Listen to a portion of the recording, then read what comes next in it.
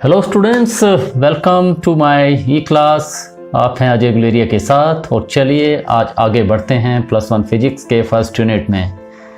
ठीक है स्टूडेंट्स, तो हम आज इस सेक्शन में एक बहुत ही इम्पोर्टेंट टर्म के साथ डील करने जा रहे हैं, जो कि जब हमने फिजिक्स के साथ इंट्रोडक्शन की थी तो हमने एक स्पेसिफिकली वहाँ पर टर्म मेंशन की थी जिस टर्म के बगैर फिज़िक्स की जो डेफिनेशन है दैट इज़ टोटली इनकम्प्लीट, और वो टर्म थी मेज़रमेंट। हम नेचर में जो भी इवेंट या जो भी फिनोमेनन ऑब्ज़र्व करते हैं हम उसके साथ कोई ना कोई क्वांटिटी अटैच करने की कोशिश करते हैं, राइट। और फिर उन क्वांटिटीज़ को हम मैक्सिमम पॉसिबल एक्यूरेसी तक मेज़र करने की कोशिश करते हैं, राइट। और उन क्वांटिटीज़ के आपस में रिलेशनशिप को स्टडी करते हैं और वहीं से हमारे पास जो हैं वो फिज़िकल लॉज एस्टैब्लिश होकर हमें मिलते हैं,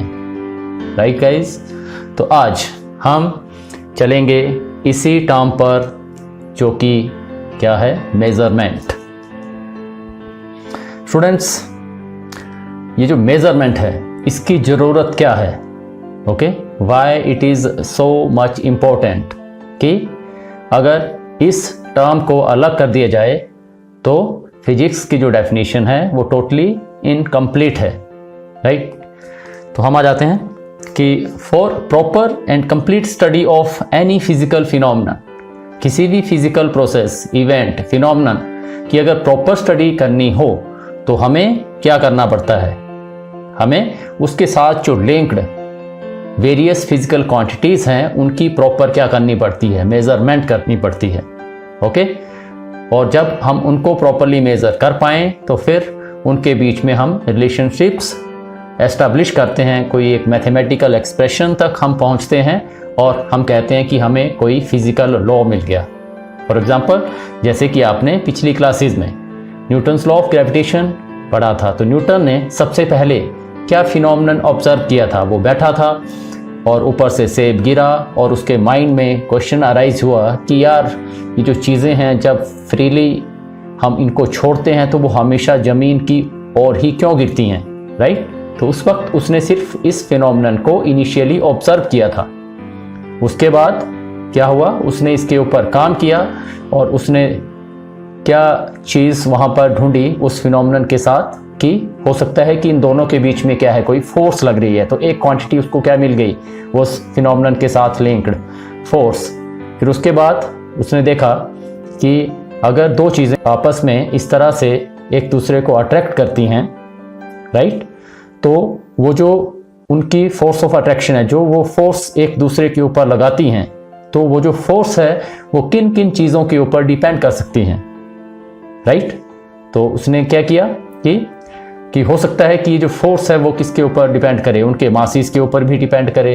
हो सकता है कि वो जो फोर्स है उनके बीच में जो डिस्टेंस है उसके ऊपर भी क्या करे, डिपेंड करे। तो इस तरह से उस फिनोमेनन के साथ जितनी भी लिंक्ड फिजिकल क्वांटिटीज थी उनके बीच में उसने एक रिलेशनशिप एस्टैब्लिश किया और फाइनली हमें क्या मिला, न्यूटन्स लॉ ऑफ ग्रेविटेशन, जो कि हमें क्या बताता है कि जो कोई भी दो मासीज होते हैं इस यूनिवर्स में, उनके बीच में जो फोर्स ऑफ अट्रैक्शन होती है that is always directly proportional to the product of masses, right, and inversely proportional to the square of the distance between them. तो ये जो सारा का सारा काम हुआ ये हमें कहाँ से मिला, हमने मेजरमेंट्स की और एक दूसरे के साथ उनकी डिपेंडेंस देखी कि कौन सी फिजिकल क्वांटिटी उस फिनोमेनन में और जो फिजिकल क्वांटिटीज लिंक्ड हैं उनके साथ उसकी क्या रिलेशनशिप है, क्या डिपेंडेंस है,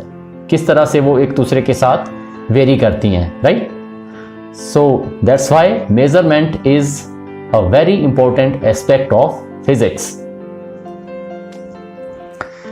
एन ऑब्जर्वेशन इज इनकम्प्लीट, जब भी हम कहीं भी कोई भी चीज हम ऑब्जर्व करते हैं तो वो तब तक इनकम्प्लीट है जब तक कि हम उस ऑब्जर्वेशन को नंबर्स में एक्सप्रेस ना कर पाएं। नंबर्स में एक्सप्रेस ना कर पाए मीन्स उसको मेजर ना कर पाएं, राइट। नंबर्स में कोई चीज़ तभी एक्सप्रेस होगी जब हम उसको क्या करेंगे, मेज़र करेंगे और उसकी कुछ मेजरमेंट की कुछ वैल्यू हमारे पास आएगी, वो कुछ नंबर आएगा, right.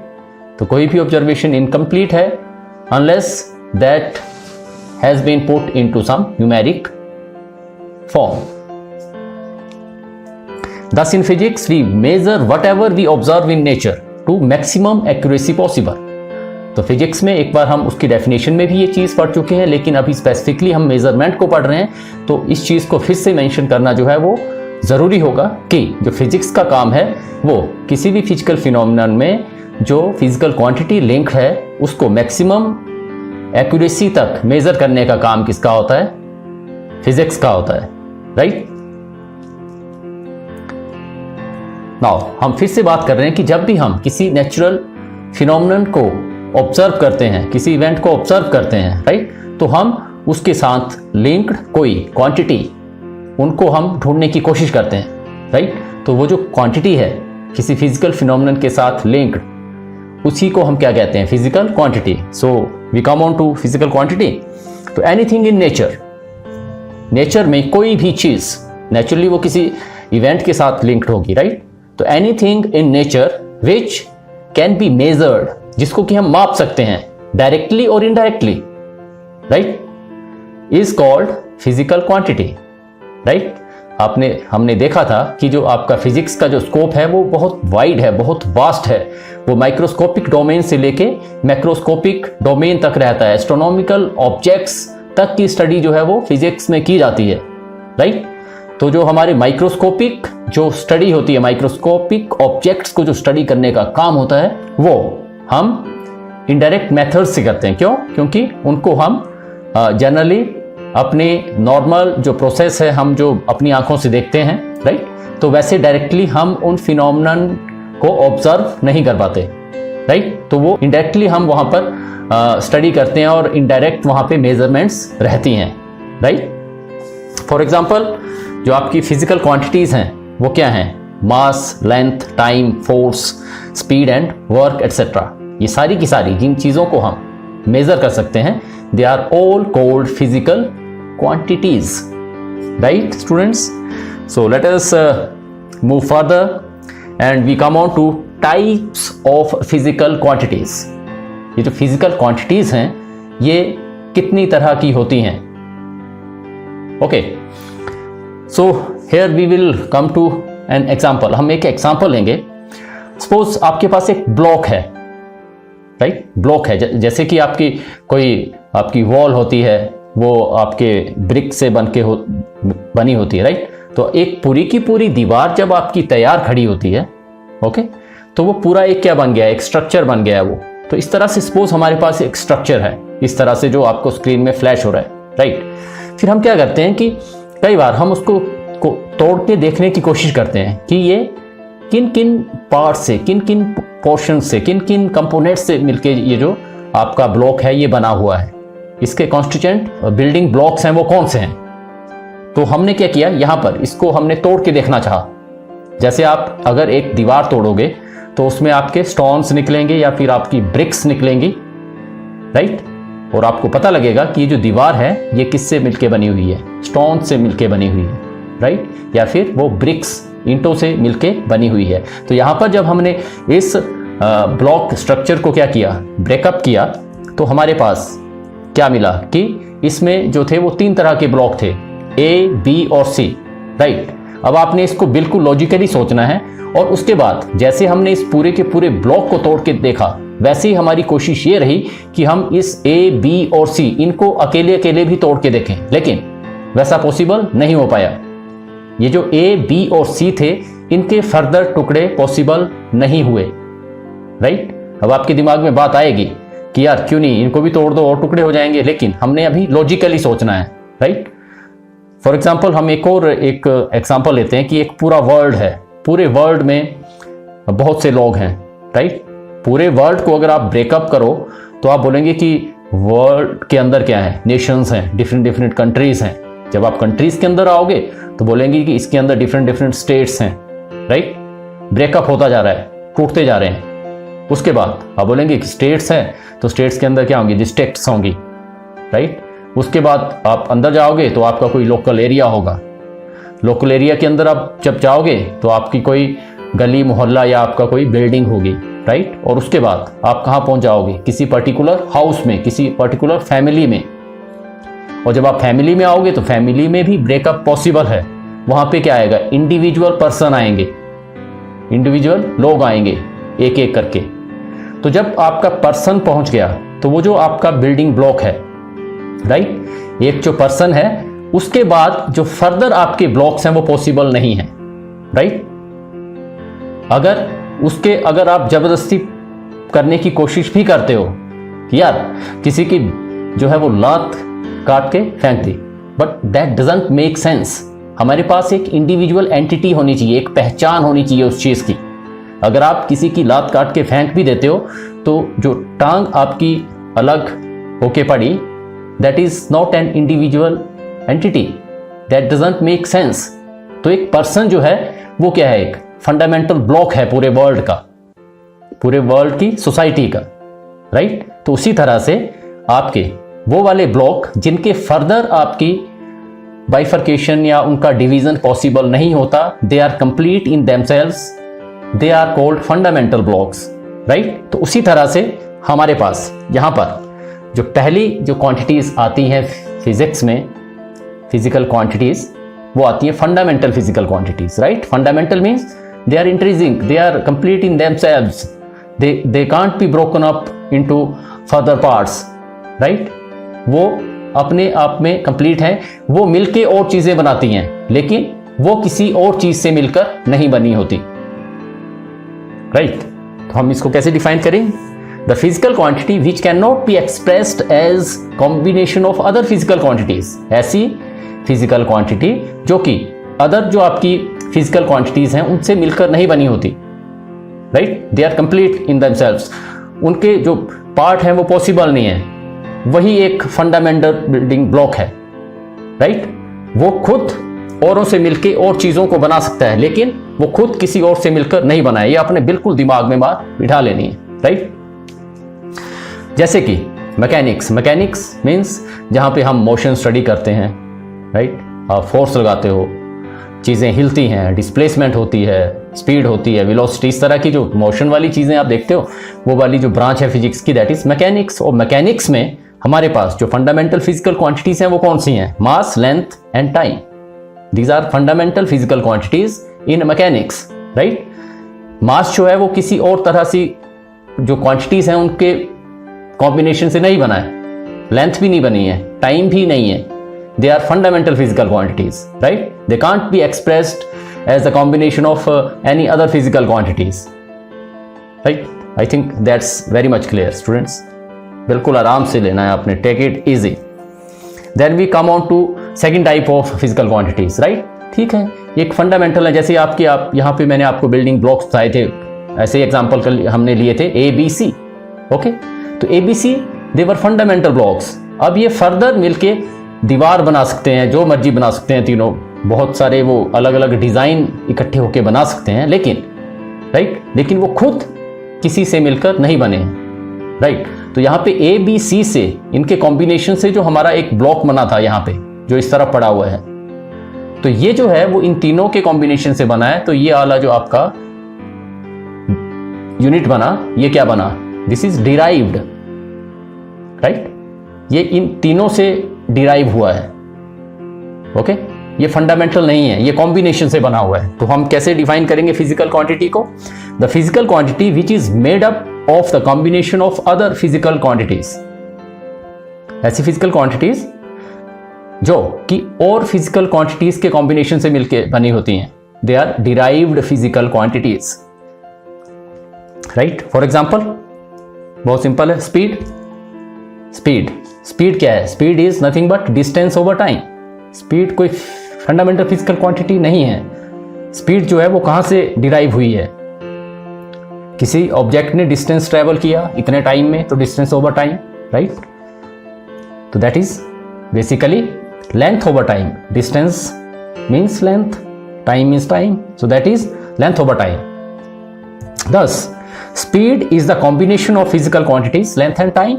That's why this is very much derived physical quantity. I think that is crystal clear, right. तो जो फिजिकल क्वांटिटीज फंडामेंटल हैं, जिनके फर्दर पार्ट नहीं किए जा सकते, जो कि किन्हीं और से मिलकर नहीं बनी होती हैं, right, they are fundamental.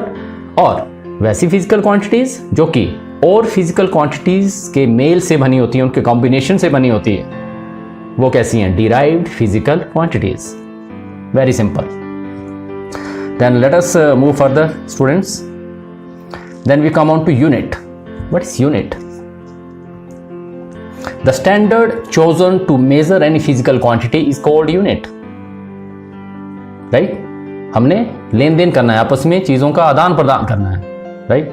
For example, तो हमें किसी को कोई चीज़ इतनी देनी है तो वापस भी तो उतनी देनी है, राइट।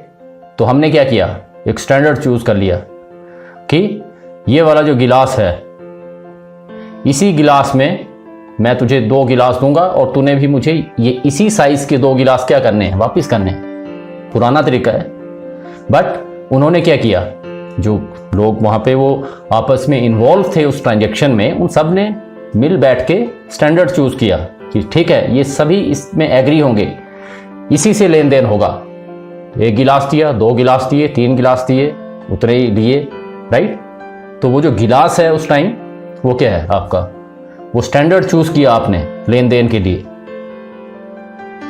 ओके। सो वो जो स्टैंडर्ड चूज किया उसी को हम क्या कहते हैं? यूनिट है। अब हमारे पास जो अब आज की डेट में जो आपके पास जैसे कि हम वेट या मास या इस तरह की चीज़ों को हम मेजर करते हैं, तो we have kilogram there, right. तो आपका किलोग्राम क्या है? एक यूनिट है। वो हमने उसके पूरे वो वेट्स बनाए हुए हैं, उसके बट्टे बनाए हुए हैं और सारे उसमें एग्री करते हैं। आप दुकान में जाते हो, बोलते हो कि 2 किलो हमें दाल दो, and you are agreed with the things कि ठीक है, 2 किलो इसके पास स्टैंडर्ड है, 1 किलोग्राम का बट्टा है और इसने पक्का हमारे को 2 किलो ही जो वो मटेरियल आपने लिया किसी पर्टिकुलर सेलर से, उतना ही आपको मिला। तो that is a standard chosen, that is unit. जैसे कि मास के लिए किलोग्राम है, राइट, लेंथ के लिए मीटर हो सकती है, टाइम का जैसे क्या होता है? सेकंड होता है। तो ये क्या है? यूनिट्स हैं। अब हम आ जाते हैं फिर से टाइप्स ऑफ यूनिट्स। अब there is nothing different now. अब पहले ही पढ़ चुके हो आपने टाइप्स ऑफ फिजिकल क्वांटिटीज की, राइट। तो जिस तरह से फिजिकल क्वांटिटीज के 2 टाइप थे, fundamental physical quantities and derived physical quantity, वैसे ही उन्हीं के जो रिस्पेक्टिव यूनिट्स होंगे, फंडामेंटल के फंडामेंटल यूनिट होंगे, और जो डिराइव्ड आपकी फिजिकल क्वांटिटीज हैं उनके रिस्पेक्टिव यूनिट्स क्या होंगे? डिराइव्ड यूनिट्स होंगे। तो let us summarise them. Fundamental unit, the unit which can not be expressed as combination of other units, right. जो आपकी फिजिकल क्वांटिटी आपस अपने आप में क्या है? फंडामेंटल है, तो उसका यूनिट भी अपने आप में क्या होगा? ऑटोमेटिकली फंडामेंटल हो, राइट। तो फंडामेंटल फिजिकल क्वांटिटी का जो यूनिट है वही क्या है? फंडामेंटल यूनिट है। तो in other words, the units of fundamental physical quantities are called fundamental units. So the units of mass, length and time are fundamental units in mechanics. और बाकी जितने भी सारे यूनिट्स हैं वो इन्हीं फंडामेंटल यूनिट्स के मेल से, कॉम्बिनेशन से बनेंगे, right. So definitely they will be derived units. For example, आपके पास वो 3 ये ब्लॉक्स हैं, तो हम यहाँ पे इनको क्या यूनिट मान के चल रहे हैं? 1 किलोग्राम है, 1 मीटर है, 1 सेकंड है। तो दे आर फंडामेंटल यूनिट्स। इनकी फर्दर जो है वो तोड़ना इनको पॉसिबल नहीं है। They are fundamental units, but इनके मेल से बाकी के यूनिट्स क्या हो सकते हैं? बन सकते हैं, डिराइव हो सकते हैं, okay. So these 3 are fundamental units. Then we come on to derived unit. Now very much clear. Derived unit कौन से हैं? The unit which is made up of the combination of other physical or other units, right? जो और units के combination से जो unit बने हैं वो कैसे unit हैं? Derived units हैं, right? In other words, the units of derived physical quantities are derived units. Very simple. For example, अब जो भी आपकी derived physical quantities हैं, जैसे हमने वहाँ पे भी किया था स्पीड, किस किस से बना, distance, time, okay, area, density, work, ये सारी की सारी जो हैं वो क्या है, डिराइव्ड फिजिकल क्वांटिटीज़ हैं। और इनके जो यूनिट्स हैं वो भी क्या होंगे, फंडामेंटल यूनिट्स के कॉम्बिनेशन से बने होंगे। इसलिए इनके जो यूनिट हैं वो कैसे यूनिट्स हैं, डिराइव्ड यूनिट्स हैं। तो आपके जो इस तरह से जो आपके फंडामेंटल यूनिट्स हैं, जब वो कंबाइन होंगे इन वन वे और अनदर, किसी भी तरीके से वो कंबाइन हो सकते हैं, वो आप देखोगे कि किस तरह से यूनिट्स बनते हैं। तो जब ये आपस में मिलके कोई नया यूनिट बनाएंगे तो that will be called derived unit.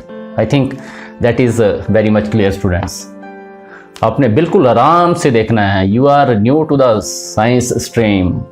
अब आप you are in the category of the people with scientific aptitude and you know you are moving towards those horizons, new horizons।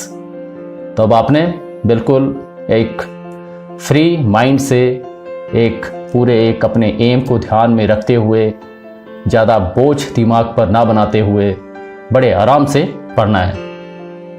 Okay students, चलिए चलते हैं आगे। Then comes measurement. Now अबे measurement को define करना है। तो मेजरमेंट का मतलब क्या है? मेजरमेंट का मतलब है कि हमने जो भी स्टैंडर्ड चूज किया, जिसको हमने यूनिट बोला, राइट, तो हमने ये देखना है कि कोई जो फिजिकल क्वांटिटी है, उस फिजिकल क्वांटिटी में वो जो आपका यूनिट है वो कितनी बार आ रहा है, राइट। आपने चावल लिए, चावल रखे, फिर आप 1 किलो का बट्टा डालते जा रहे हो, 1 2 3, कितनी बार आया उसमें वो, ठीक है। For example mass of a body, चावल की जगह हम इन जनरल एक बॉडी ले लेते हैं, राइट, और आपने देखा कि उसका जो मास है that is equal to 3 kg, 3 kilogram है। तो इसमें 2 फैक्टर हैं अभी, राइट। केजी क्या है इसका, जो आपने स्टैंडर्ड चूज किया हुआ यूनिट है उसका वो केजी। तो इट मीन्स कि जो आपका यूनिट है वो 1 kg है, राइट। 1 किलोग्राम का बट्टा है आपके पास, 1 kg आपका यूनिट है। तो ये जो 1 किलोग्राम है वो आपकी जो फिजिकल क्वांटिटी थी, जो आपने बॉडी ली है, उसमें कितनी बार आ रहा है आपका ये यूनिट, 3 टाइम्स, राइट। जो मास, जो आपने मास लिया हुआ पर्टिकुलर, उसमें वो 3 बार आ रहा है। इट मीन्स तभी हमने इसको कैसे एक्सप्रेस किया कि m is equal to 3 kg, right. Very simple, nothing new. In general हम कैसे लिख सकते हैं? तो किसी फिजिकल क्वांटिटी की मेजरमेंट को हम लिखेंगे, उसका सिंबल लिखेंगे, right, is equal to NU।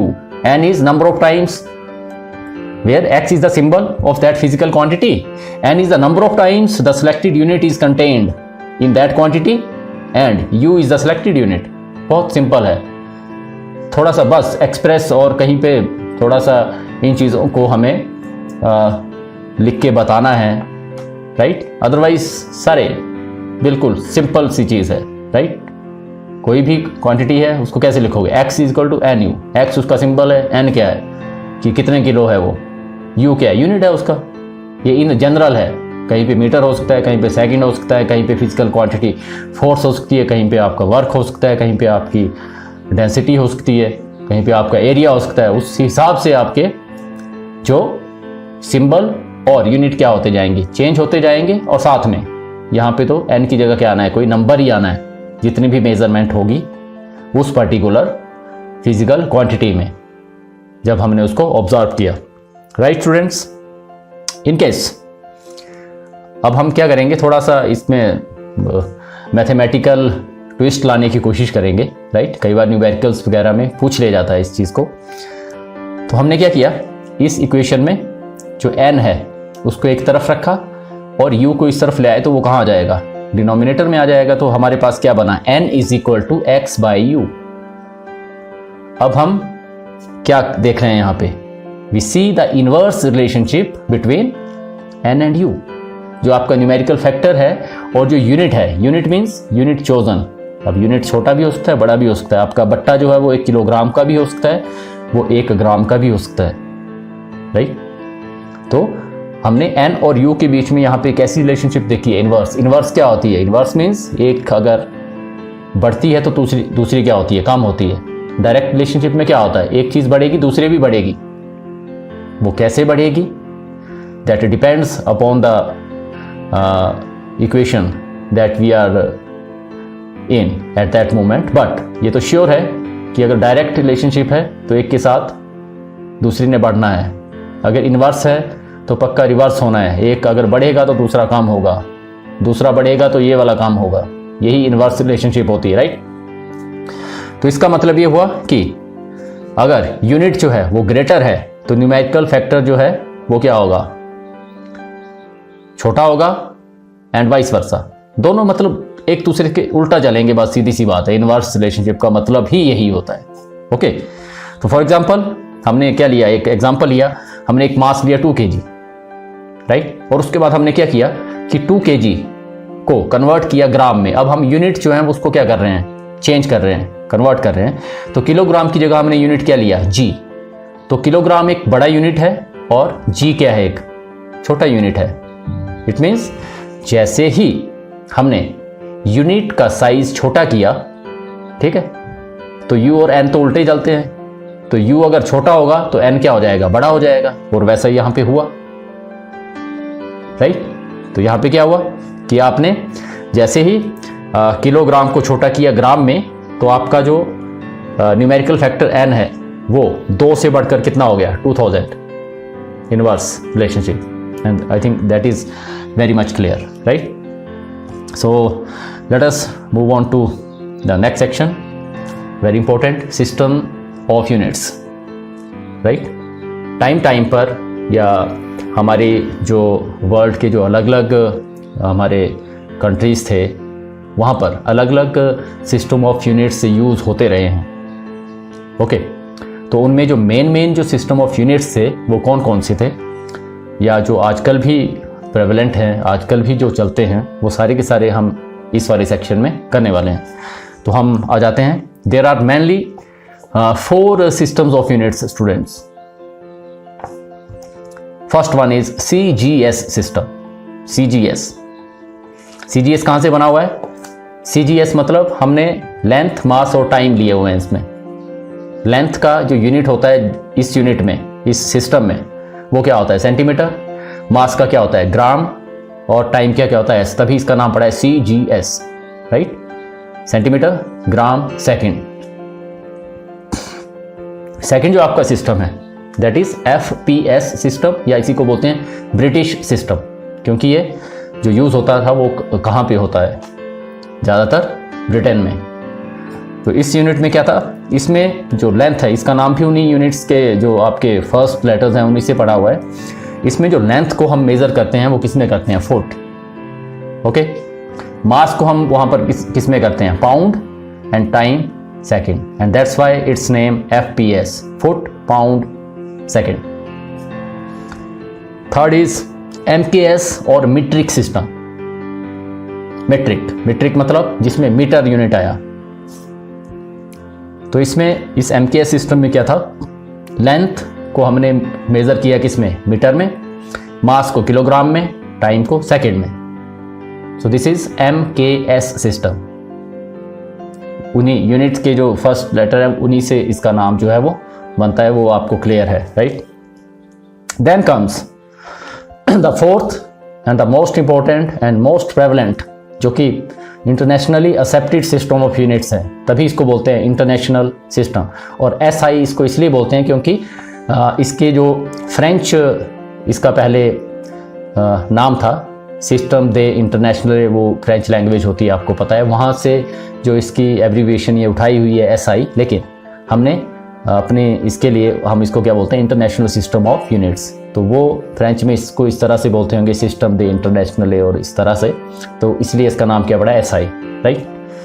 तो इस सबसे जो ज़्यादा चलने वाला और internationally accepted system of units है, इसलिए आपने इसके ऊपर पूरा फोकस करना है स्टूडेंट्स, राइट। डरने की कोई बात नहीं है, आराम से देखना है, दिमाग पे बोझ नहीं डालना है, दिमाग को गुस्सा नहीं दिलाना है। जब भी दिमाग थक जाए तो वीडियो पे ब्रेक ले लें, फिर से आ जाएं, राइट, लेकिन खुश होके पढ़ना है, राइट।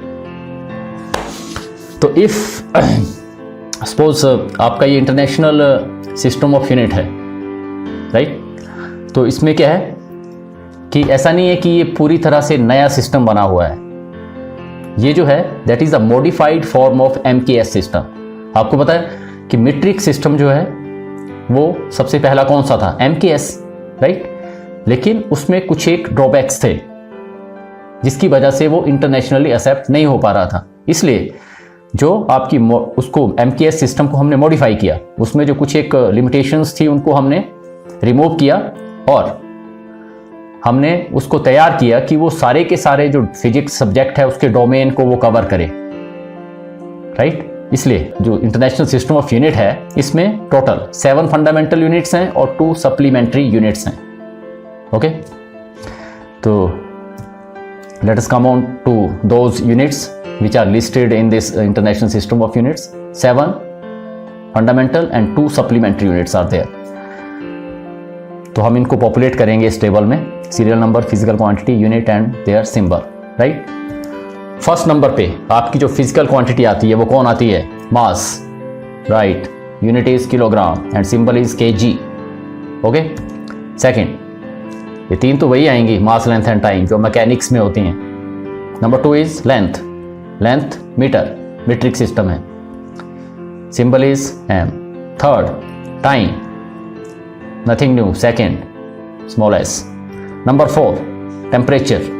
जब आपकी फिजिक्स, तभी कहा गया था कि फिजिक्स के पूरे डोमेन को कवर करने के लिए MKS सिस्टम को मॉडिफाई किया, अदरवाइज MKS सिस्टम में यूनिट्स सफिशिएंट थे, लेकिन फिजिक्स सब्जेक्ट के हिसाब से इसमें जो डिफरेंट एरिया ऑफ स्टडी थे वो पूरे डोमेन को कवर करने के लिए वहाँ पर यूनिट्स सफिशिएंट नहीं थे, राइट। तो ये आपके यूनिट्स आ रहे हैं। जब आपकी हीट एंड थर्मोडायनेमिक्स आपका डिसिप्लिन आता है सब्जेक्ट फिजिक्स का, तो वहाँ पर हमें एक और फिजिकल क्वांटिटीज से डील करना पड़ता है, दैट इज टेम्परेचर। तो हमें इसमें एक और यूनिट वहाँ पे ऐड करना, टेम्परेचर, और इसका जो SI यूनिट है that is kelvin and it's symbol is capital K, right.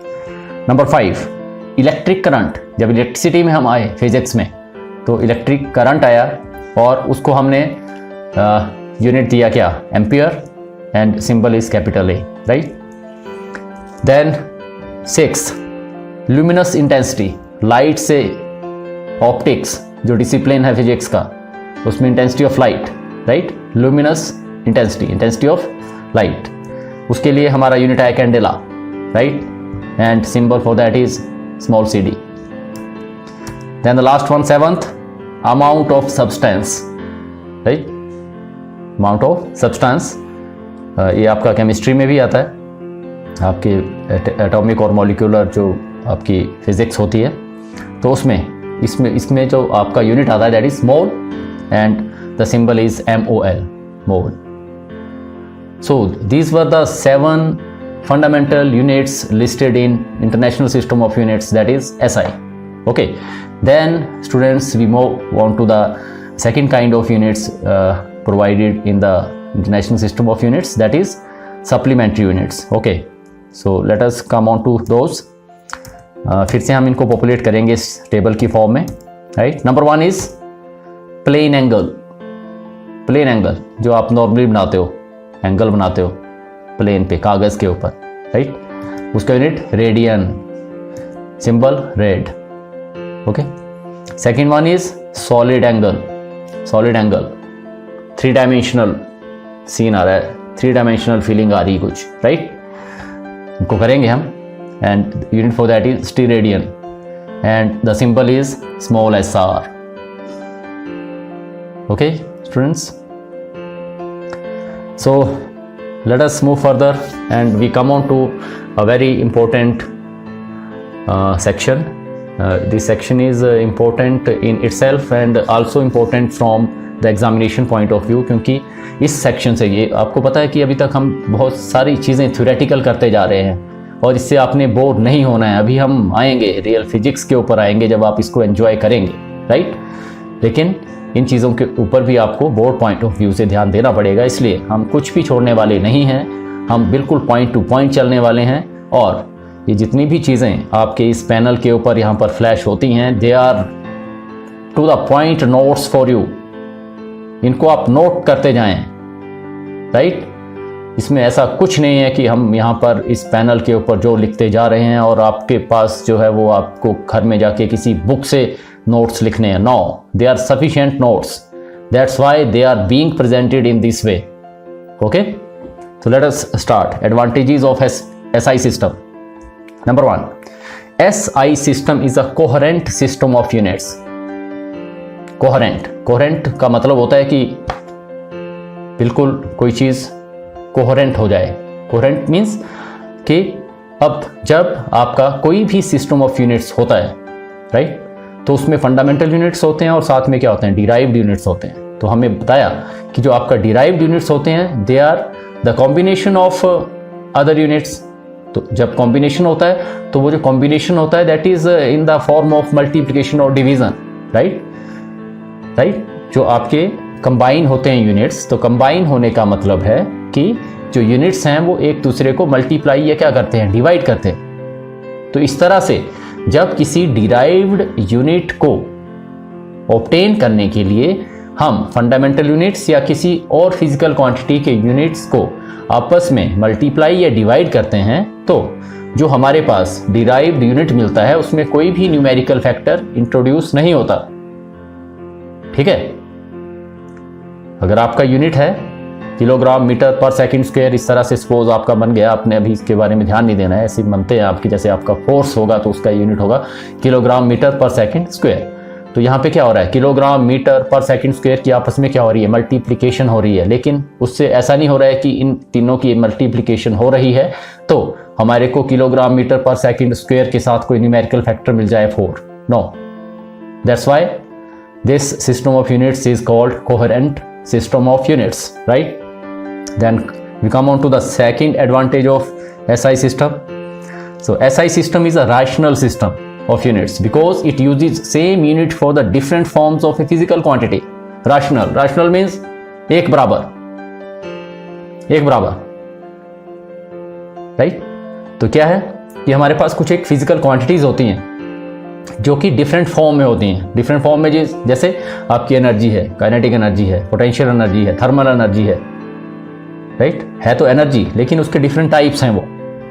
तो हमारा जो एसआई सिस्टम है वो एक फिजिकल क्वांटिटी के डिफरेंट फॉर्म्स के लिए सिंगल ही यूनिट यूज करता है, अलग अलग से यूनिट यूज नहीं करता. तो इसका एग्जाम्पल क्या है, कहां पर ऐसा नहीं होता था. Let us see. For example SI system uses joule. Energy के लिए जो हमारा एसआई सिस्टम है वो क्या यूनिट करता है, joule. For all types of energies, चाहे वो हीट एनर्जी हो, चाहे वो मैकेनिकल एनर्जी हो, इलेक्ट्रिकल एनर्जी हो. लेकिन जो इससे पहले जो MKS सिस्टम था उसमें ऐसा नहीं था. वो क्या करता था, वो मैकेनिकल एनर्जी के लिए जूल यूज करता था और हीट एनर्जी के लिए कैलोरी यूज करता था. Right, there was irrationality. एक ही फिजिकल क्वांटिटी की डिफरेंट फॉर्म्स के लिए डिफरेंट यूनिट यूज हो रहे हैं, दिमाग खराब हो रहा है. राइट, तो एसआई सिस्टम ने इस चीज को खत्म किया और उसने क्या किया, different forms of same physical quantity के लिए एक ही तरह का यूनिट यूज किया. आई think that should be clear, right. इसीलिए आता है कई बार आपके लिए स्पेसिफिकली आपसे क्वेश्चन पूछा जाएगा कि why SI system of units is called a rational system of units, या फिर why SI system is called a coherent system of units. This is very simple and you can furnish it in your own words as well, right? तो ये चीज़ें आप note करके तो उनको एक बार मेंटेन कर लें. Then comes third advantage. This is metric system, right? metric system है ये.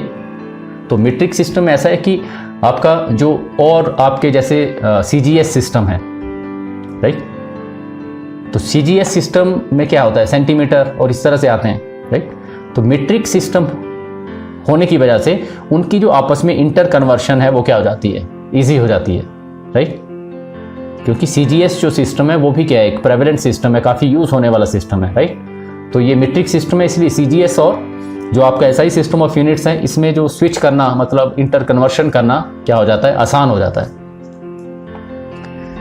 देन ये तो बिल्कुल क्लियर ही है आपका फोर्थ एडवांटेज, राइट. वो तो इसका जो नेम है वही सुजेस्ट करता है कि this system is internationally accepted, right. This is accepted by all. This is the global system of units, right. So students, then we come on to the next section. Hope कि आप थके नहीं हैं। अगर थके हैं तो you can take a break. ये कोई क्लास भागी नहीं जा रही है, यहाँ पे कोई घंटी नहीं बजेगी, कोई आपका पीरियड ऑफ नहीं होगा। If you want take a break you can take, otherwise continue, right. तो अब हम आ जाएंगे some frequently used units of length. कुछ आमतौर पर जो यूज होने वाले आपके यूनिट्स हैं वो कौन कौन से हैं। नंबर 1 माइक्रोमीटर और माइक्रोन। माइक्रोमीटर और माइक्रोन इसको कहते हैं, and this is equal to 10⁻⁻6 metre के बराबर ये होता है। Number 2 is angstrom and this is equal to 10⁻10 metre, right. Third nanometre, nano 9, 10⁻⁻9 metre, okay. Then fourth fermi और femtometre, this is the order of the size of the nucleus, right. Fundamental जो हमने forces in nature की थी वहाँ पर भी इसको हमने किया था, राइट। तो 1 फर्मी इसको कह देते हैं या फेम्टोमीटर इसको हम बोल देते हैं, and that is equal to 10⁻⁻15 metre, okay. Then number 5 astronomical unit. ये अलग से आपकी एक चीज़ आ रही है जिसको हम शॉर्ट में क्या बोलते हैं, AU। So this is the average distance between sun and earth. अब एवरेज इसलिए बोल रहे हैं क्योंकि आपको पता है कि जो आपकी अर्थ सन के अराउंड क्या करती है, रिवॉल्व करती है, तो वो पूरा सर्कुलर पाथ नहीं है। कभी वो नज़दीक हो जाती है, कभी क्या हो जाती है, दूर हो जाती है। तो हमने उस पूरे का क्या निकाला हुआ है, एवरेज डिस्टेंस निकाला हुआ है, right. The average distance of earth from sun, उसी डिस्टेंस को हम क्या बोलते हैं, 1 astronomical unit, and that is equal to 1.496 into 10⁻11 metre, okay. Then we come on to the next, light year, very important. ये तीनों आपके इंपॉर्टेंट है, एस्ट्रोनॉमिकल यूनिट, लाइट ईयर, एक और आएगा अभी। It is the distance travelled by light in 1 year. एक year में, 1 ईयर में लाइट कितना डिस्टेंस ट्रेवल करती है उसको हम बोलते हैं light year, right. And what is that, 1 light year is equal to, अब हम उसकी डेफिनेशन के ऊपर आ जाते हैं कि एक साल में कितना डिस्टेंस। तो आपका जो डिस्टेंस होता है that is equal to speed into time. तो स्पीड क्या होती है, स्पीड मींस कौन ट्रेवल कर रहा है, लाइट कर रही है। तो लाइट की जो स्पीड है दैट इज 3 × 10⁸ मीटर पर सेकेंड, ओके, इनटू टाइम। अब टाइम में क्या होगा, एक साल में, तो 1 फुल ईयर में 365 डेज होते हैं, राइट। हमने सेकंड्स में ले जाना है पूरे ईयर को। फिर हर एक दिन में कितने आवर्स होते हैं, 24। हर एक आवर में कितने मिनट्स होते हैं, 60, उससे मल्टीप्लाई कर दिया। हर एक मिनट में कितने सेकंड होते हैं, 60, और तब जाके आपका पूरा का पूरा जो साल है वो कितने में कन्वर्ट हो गया है, सेकेंड्स में, राइट।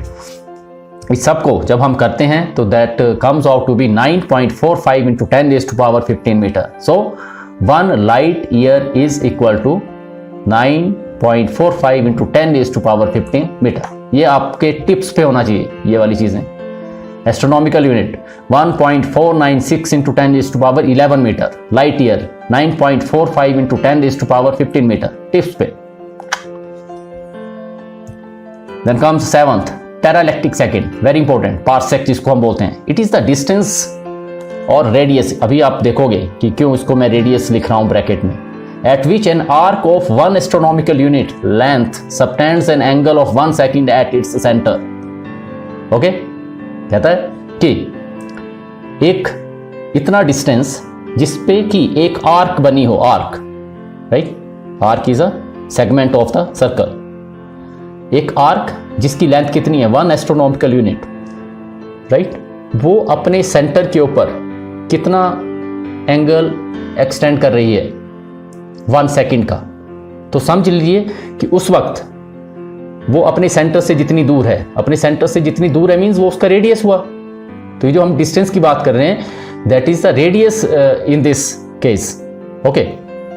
तो 1 एस्ट्रोनॉमिकल यूनिट, इसको देख लेते हैं।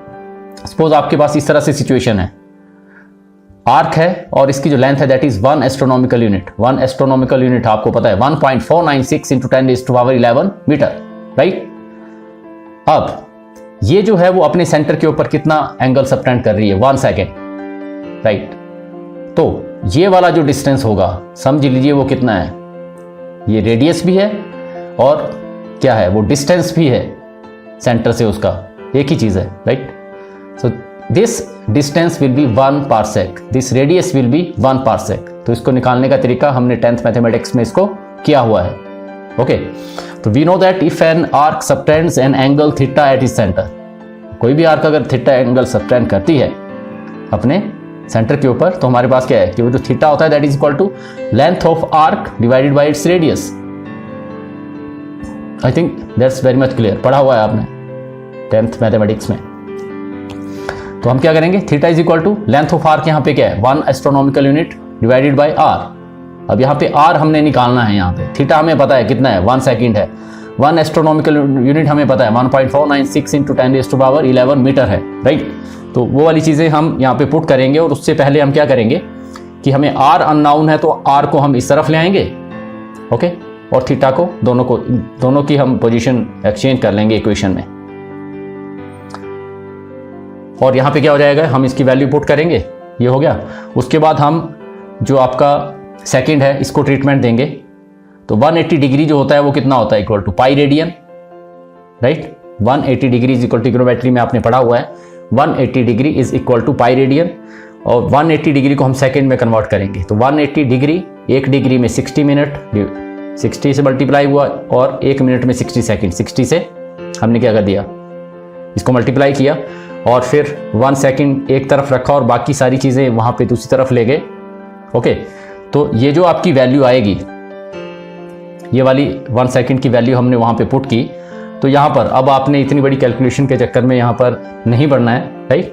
This is for the sake of explanation and demonstration कि 1 पार्सेक आता कहाँ से है, राइट। तो इसकी जो वैल्यू आएगी कैलकुलेशन, ये that will come out to be 3.08 into 10⁻16 metre, and that is parsec.